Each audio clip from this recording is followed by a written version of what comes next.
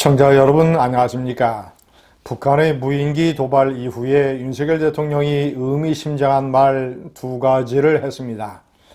첫째는 북한의 도발에 강력하게 응징을 하라는 것이고, 두 번째는 북한이 핵을 가졌다고 해서 두려워해서는 안 된다는 것이었습니다.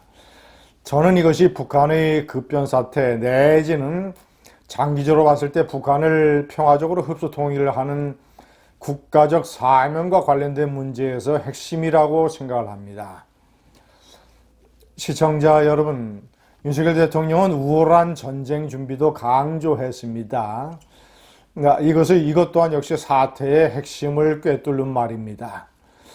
자, 첫 번째, 제가 왼쪽에 정리를 했습니다만, 윤석열 대통령에게 제가 던지고 싶은 가장 근본적인 질문, 과연 윤 대통령은 통일이라는 과제를 마음속에 얼마나 생각을 하고 있는가? 그가 검찰총장 시절서부터 대통령이 될 때까지, 그리고 대통령이 된 이후에 그의 입에서 통일에 관한 구체적인 언급이 나온 적이 한 번도 없습니다. 시청자 여러분, 통일은 대한민국 대통령의 헌법적 사명입니다. 헌법은 국가는 자유민주적 기본질서에 입각해서 평화 통일을 지향해야 한다라고 되어 있습니다.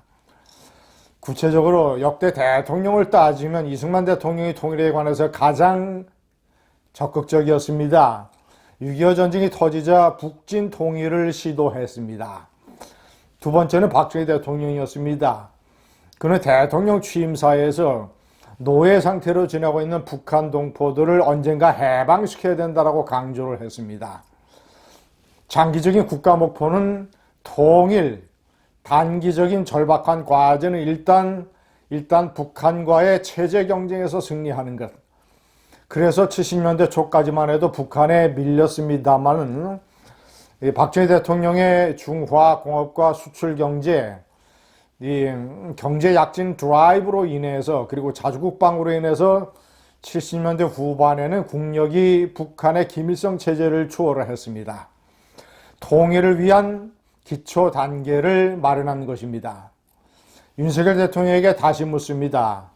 박근혜 대통령은 그래도 우파 대통령으로서 통일은 대박이라고 선언을 했습니다. 평화적인 흡수 통일, 독일이 통일을 했던 것처럼 평화적인 흡수 통일을 국가의 방침으로 선언을 한 것입니다.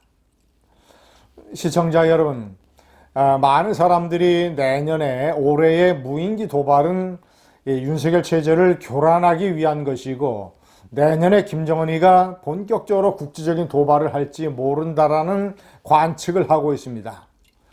제가 여러분께 말씀드리는 결론은 국지 도발은 하늘이 내려주는 기회이다.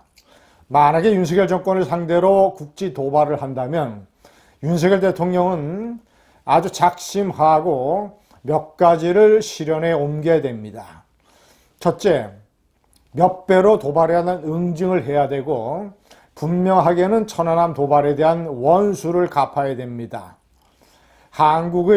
남한의 월등한 공군 전력을 이용을 해서 꼭 NLL을 넘지 않더라도 이 휴전선 이남해에서 장거리 미사일로 북한 서해에 있는 비파고 잠수함 기지, 천안함을 폭침시켰던 그 잠수함 부대가 발진했던 비파고 해군 잠수함 기지와 북한 해주에 있는 전방사령부, 군단사령부, 이 전방적에서 행해지는 박근혜 정권 때 있었던 이 지뢰 도발이라든가 이런 대남 도발을, 그리고 이명박 정권에서 있었던 연평도 포격 사건, 이런 대남 도발을 전부 주관하는 데가 해주에 있는 북한 군단사령부입니다. 북한 군단사령부와 비파고의 해군 기지를, 잠수함 기지를 폭격을 함으로써 천안에 대한 원수를 갚아야 됩니다. 이런 것들이 한반도의 상황을 남한이 주도하는 방법으로 이끄는 데에 얼마나 결정적으로 작용을 할 수 있는가. 자, 이런 것들은 제가 단언코 얘기하지만, 만약에 김정은이가 국지전 도발을 했고 윤석열의 대한민국 군대가 이런 식으로 강력하게 몇 배로 응징을 한다면 해주 폭격, 비파곶 폭격, 천안함 원수 응징 이런 식으로 한다면 북한은 전면전이 두려워서 절대로 도발을 확대하지 못합니다. 전면전을 벌이면 남한의 월등한 재래식 전력이 북한을 압도하기 때문에 북한은 전쟁을 벌이면 핵을 쓴다는 각오를 갖지 않으면 전쟁을 일으킬 수 없습니다.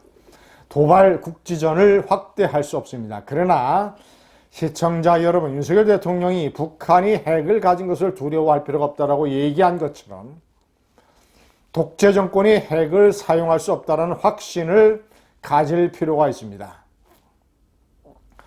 끔찍한 독재자들은 가장 무서워하는 것이 자신의 죽음입니다. 자신 정권의 붕괴입니다.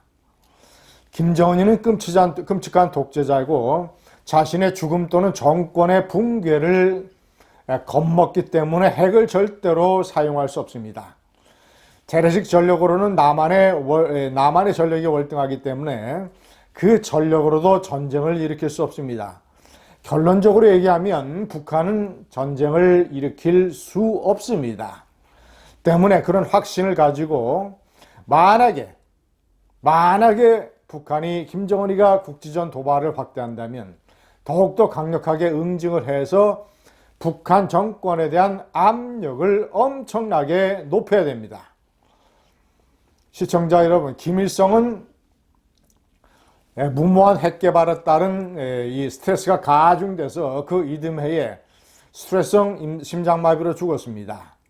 그의 아들 김정일이는 천안함 연평도 도발을 했다가 이명박 정권과의 관계가 단절이 되고 경제 상황이 악화되고 해서 역시 그 이듬해에 스트레스성 심장마비로 죽었습니다. 만약에 김정은이가 도발을 하고 윤석열 정권이 강력하게 응징을 한다면 그러면 북한 체제 내에 압력이 가중될 것이고 쿠데타라든가 납치라든가 민중 봉기라든가 아니면 김정은 암살로 이어지는 급변 사태가 터질 가능성이 대단히 높습니다. 역시 정권 내에 스트레스가 가중되면 김정은이가 스트레스성 심장마비로 죽을지도 모릅니다. 그는 원래 건강이 취약합니다. 시청자 여러분, 다시 말씀드리지만 내년에 김정은이가 국지적인 도발을 한다면 하늘이 내려진 절호의 기회를 윤석열 대통령은 갖게 되는 것입니다. 잊지 말고 그의 입에서 앞으로 평화적인 흡수 통일의 얘기가 나오기를 바랍니다. 통일은 대통령이 수행을 해야 될 헌법적 사명입니다. 그리고 남한은 강력한 한미동맹을 바탕으로 해서 이것을 추진할 만한 능력을 가지고 있습니다. 문제는 대통령과 정권의 의지입니다. 감사합니다.